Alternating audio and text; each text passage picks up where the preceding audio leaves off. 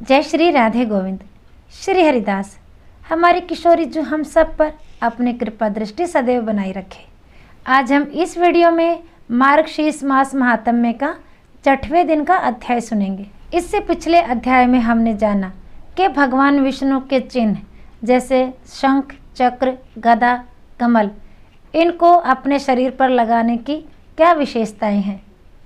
फिर ब्रह्मा जी ने पूछा, हे केशव, यदि कोई अपने शरीर पर लाल गरम चक्र लगा के दीक्षा ले ले तो मुझे बताइए कि कमल के बीजों और तुलसी की टहनियों की माला से क्या लाभ होता है।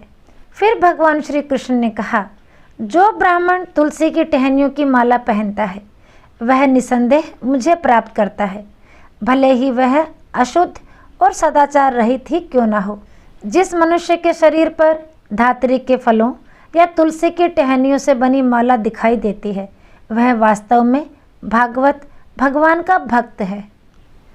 जो व्यक्ति तुलसी की माला पहनता है विशेष रूप से मेरे अर्थात मेरी मूर्ति से उतारी गई पत्तियों की माला स्वर्गवासियों द्वारा भी प्रणाम करने योग्य है। तुलसी के पत्तों या धात्री के फलों से बनी माला पापियों को भी मोक्ष प्रदान करती है। मेरे भक्तों के लिए तो यह और भी अधिक मोक्ष प्रदान करती है। जो व्यक्ति मेरे द्वारा धारण की गई तुलसी की माला पहनता है उसे प्रत्येक पत्ते के लिए 10 अश्वमेध यज्ञ का पुण्य प्राप्त होता है। हे प्रिय, यदि कोई व्यक्ति तुलसी की टहनियों की माला पहनता है तो मैं उसे प्रतिदिन द्वारिका जाने का पुण्य प्रदान करता हूँ। यदि कोई व्यक्ति भक्तिपूर्वक तुलसी की टहनियों की माला मुझे समर्पित करके श्रद्धापूर्वक पहनता है तो उसे कोई पाप नहीं लगता। जो व्यक्ति तुलसी की टहनियों की माला पहनता है उस पर भगवान सदैव प्रसन्न रहते हैं। वह मुझे मेरे उत्तम प्राणों के समान प्रिय है। इसके लिए यह आवश्यक नहीं कि वह कोई प्रायश्चित अनुष्ठान करे। उसके शरीर में कोई भी अशुद्धि या गंदगी नहीं होती। जिसके शरीर में तुलसी की टहनियाँ सिर, भुजाओं और हाथों के लिए आभूषण का काम करती हैं वह मुझे प्रिय है।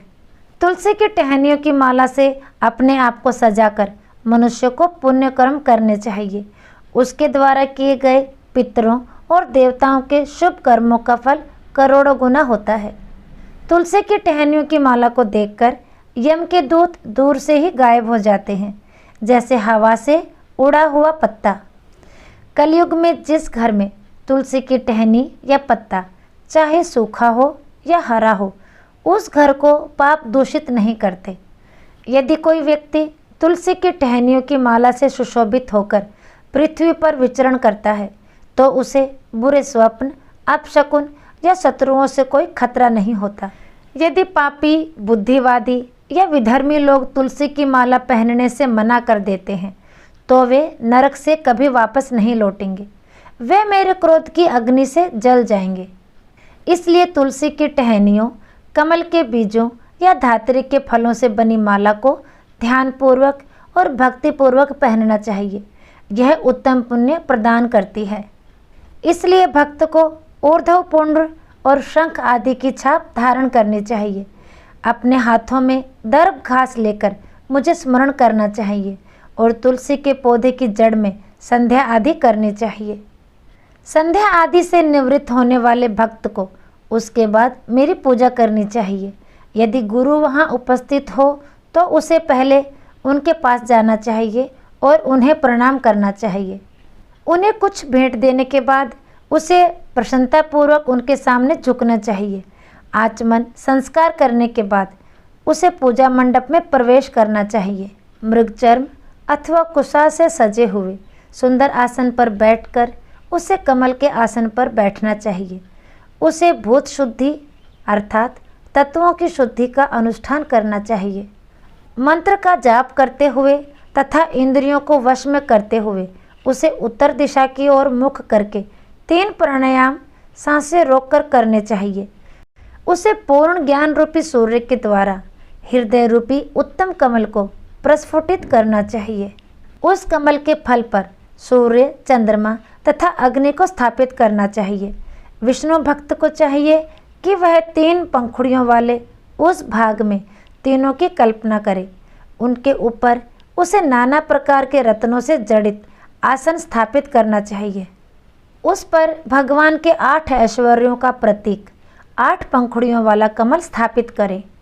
कमल में मंत्र के 8 अक्षर हैं, ओम, न, मो, न, रा, या, ना, या। कमल कोमल चमकदार है और उसमें प्रातःकाल के सूर्य की भांति तेज है।